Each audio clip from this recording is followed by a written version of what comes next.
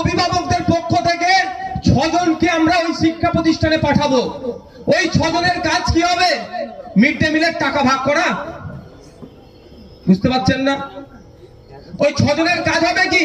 হোস্টেলে 10টা ছেলে আছে, 15টা ছেলে আছে, 50-60টা ছেলের প্রেজেন্ট দেখিয়ে ওই 1000 টাকা করে যেগুলো আসে ওদের নামে যে বরাদ্দ হয় সেটা লুটে খাওয়া। ওই 6 জনের কাজ কি হবে?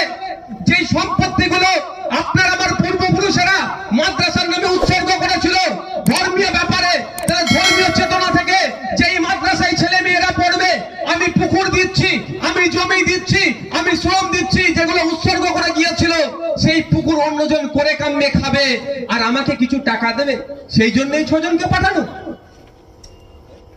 না কে বলছিল একটা জমি না কি হয়েছে এই আত্মসাৎ করবে, সেই জন্য তো পাঠানো নয়। আমরা অভিভাবকদের পক্ষ থেকে 6 জনকে পাঠাবো। কেন আমাদের 6 জনকে পাঠাবার কারণ হচ্ছে এই 6 জন গিয়ে শিক্ষার পরিকাঠামো পরিবর্তনের গুরুত্বপূর্ণ ভূমিকা রাখবে।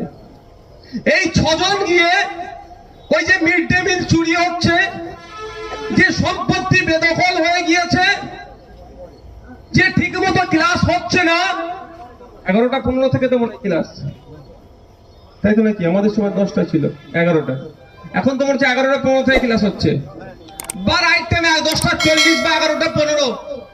সেই সময়ের আগে পর্যন্ত কটা ছাত্র ক্লাসে আসছে, ইভেন কটা টিচারও